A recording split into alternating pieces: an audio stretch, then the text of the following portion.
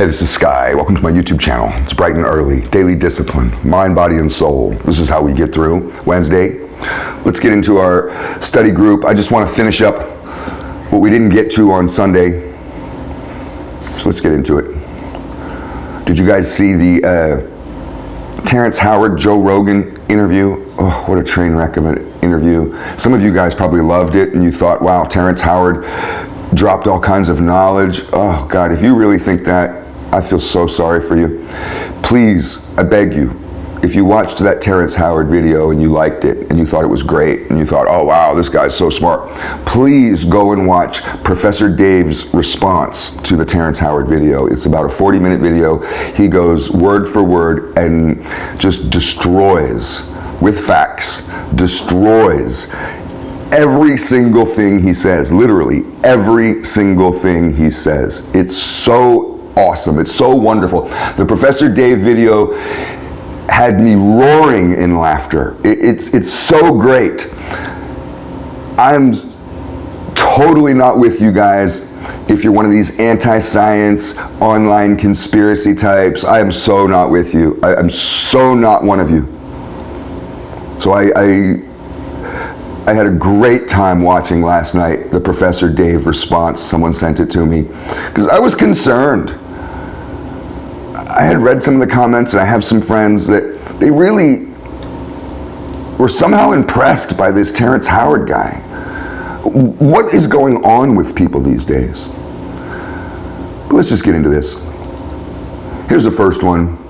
Wednesday study group. Kill the infants. That's a shocking statement, huh? Kill the infants. You have to destroy the infant thoughts of negativity, these infant bits of evil that are growing inside of you. These negative thoughts arise, they do with me, I'm sure they do with you too, and you can't let them grow, you can't let them fester, you can't let them hang out. You have to either stop them in their tracks immediately and just cut them off and say, nope, nope, shut up, that's it, zip it, and just shut yourself up. You know when you tell somebody that's talking and you don't want to hear it, and you tell them, shut up, you have to tell yourself that and really mean it. But you can also just let it go. Let all the thoughts go. So I have a mantra, an affirmation that I've been telling myself for many years, and I came up with this on my own, something that I've invented. I tell myself, I release all thoughts to the universe with loving kindness as they arise. I release all thoughts to the universe with loving kindness as they arise. I tell myself that sentence over and over and over and over and over and over and over again until I'm no longer thinking the negative thoughts that were ruining me. The evil that was inside of me gets literally drowned out by that one sentence. I release all thoughts to the universe with loving kindness as they arise. Now, as I say that over and over and over and over again, like a fucking psychopath, I have to do this in order to destroy the evil that's in me. I say that over again and over again. I also do a visualization at the same time, simultaneously. And I visualize my thoughts, any thoughts, all thoughts, rising out of my head, floating out of my head like little bubbles. Little bubbles. Every thought is a little bubble floating out of my head. All the thoughts are little bubbles. And as those little bubbles float out of my head, they burst, and those thoughts just disappear. The visual technique, along with the affirmation, will change, literally reprogram your brain, and you will snap yourself out of that negativity pretty darn quick, within 5 minutes. So give it a try. This has been working for me. This works. This is proven and it works. Here's the next one. We like the illusion of safety, don't we? I do. I moved to a suburb. Feels safer. I used to live in downtown urban areas, ghettos, ghetto adjacent areas, where your block is nice, but don't go that way around the corner. No, I moved away from all that shit. Went and bought me a house in a small town, safe as can be. We've never had any kind of crime on my block. There's never been a robbery on my block, not in 30, 40 years. That's pretty good. I can't tell you the last time I saw a police officer on my street for any reason. We don't need them around here. We're all like, how you doing? Everybody's got jobs. It's all families. But it's an illusion of safety. I used to be a criminal. And when I was younger, much younger, we used to go on robbery sprees. It was my teenage years. And I was good at it. And we would hit places, oh God. We were relentless with this. We never once went and robbed a house in the ghetto. Never once ever. Never once went and broke into an apartment in the projects. Never. That's where we live. Why would we do that there? Nobody's got anything. At least nothing good. You go to the rich neighborhoods. So I moved to a fucking nice neighborhood with this illusion of safety. I have locks on my door, which are just an illusion of safety. My brother can bust any door open. He can pick any lock. Those locks on your door is an illusion of safety. They're not keeping you safe. Anyone can get in. Anyone that knows how, they can get in. They get right in. But we create this illusion for our families, for ourselves. We like this. Why do we like illusions? And sometimes these illusions are important for our happiness. If you knew about all the dangers in the world, it might destroy you. The ignorance is bliss. It's one of the reasons why I think they say that people who become smarter suffer from depression more. Because ignorance is bliss. We could philosophize on that for a while. Let's go on to the next one. Treat each day as a lifetime.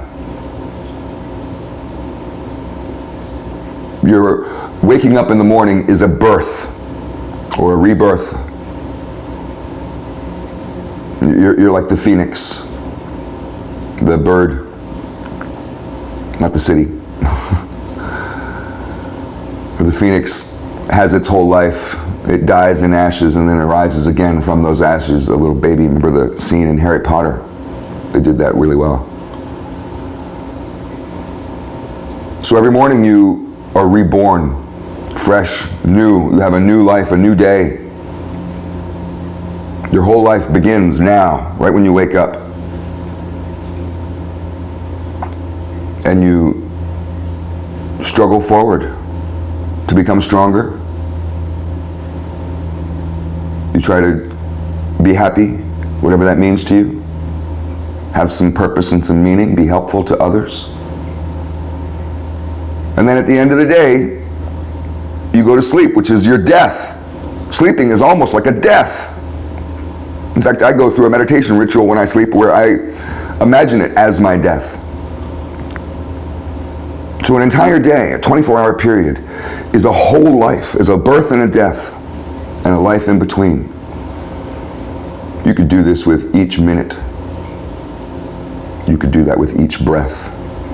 That's some serious Shaolin monk shit. Let's go to the next one. Young men might be overly focused on status and wealth. This idea that you gotta be ripped and rich like Wes Watson or be one of these high-value dudes like Andrew Tate or whatever. That's all a bunch of nonsense, man. And that was never our model of manhood. Our meaning my generation. That's new shit. That's internet sales pitch bullshit. You guys are just falling into scams. Hustlers. There's nothing wrong with wanting a good life. There's nothing wrong with wanting to be rich. I don't knock people for wanting to be wealthy.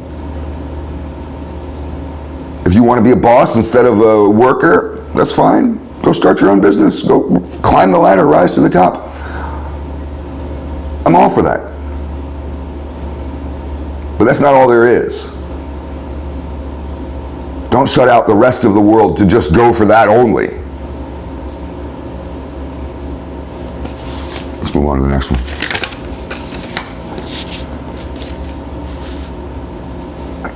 Did you guys see that Wes Watson interview? It wasn't an interview, sorry. He was on a panel. This happened like a month or two ago. It went viral. And it happened down in Miami, I think, and it was a panel of motivational people, online internet people, coaches, or who knows who they are. And somehow Wes Watson gets on this panel, and I'm not going to go through the whole thing, but he ends up verbally attacking another one of the panelists. There's all kinds of response videos all over the internet about this, and they're all titled the same, which I thought it was interesting. It'll be a picture. There's probably 30 or 40 videos. Some of them have like 1 million views of Wes Watson's little spectacle that he created. And it says, alpha male loses control, alpha male attacks Christian family man, alpha male. They always refer to Wes Watson as alpha male, as if that's an insult. I don't know what that's about. Maybe we talk about that in a separate video, but about why would alpha male be an insult, and who would use that as an insult. But I watched the video, and I was prepared to be against Wes on this, because he comes across in a way that kind of turns me off sometimes. Like a professional wrestler, like Macho Man Randy Savage. Nobody would talk to me like that in person. I wouldn't allow a guy like Wes Watson to be rude to me in person. I mean, I have my pistol down his throat. I don't care about your muscles. So I was prepared to be against him. And I turned it on, like, yeah, what's this fucking idiot doing now? I took Wes Watson's side. I'm on your side this time, Wes. I got your back on this one. You were right. You were right. The guy that he was talking about was a fat loser fuck. He was an ignorant idiot loser. He was. He was. I don't care if he's a Christian and a family man. I don't give a fuck. He was an absolute loser, and he should not have been on that stage. Wes was 1,000% right.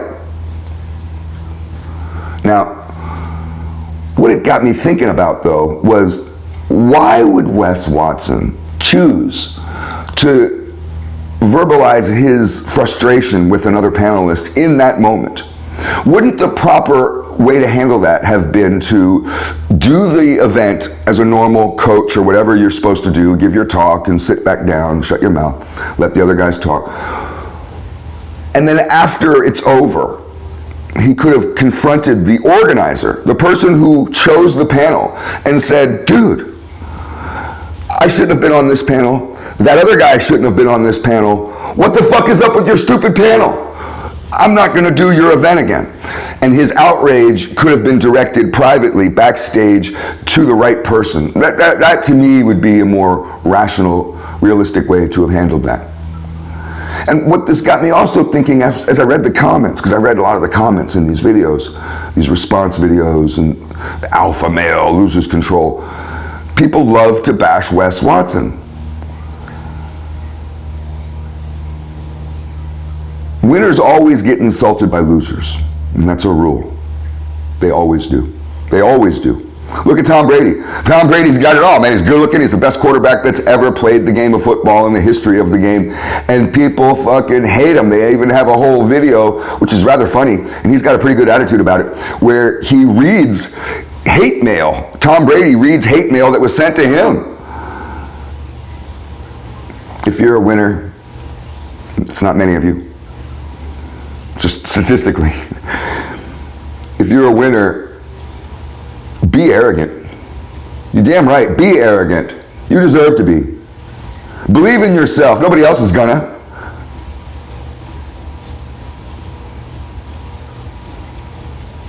But empower people. There's no reason to bring anyone down. Anyone below you, instead of being like you're a fat loser, like Wes came at that guy, you fat loser, empower them. There's so many different ways that you can empower somebody. And then the person that you're talking to can become a client. That guy could have become Wes's next client instead of his enemy.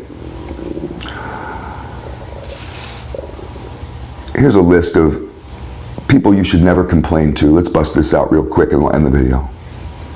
Never complain to a woman. Never. Never complain to your mother, never complain to your wife, never complain to your daughter, never complain to any female of the human species. You don't complain to women at all, ever.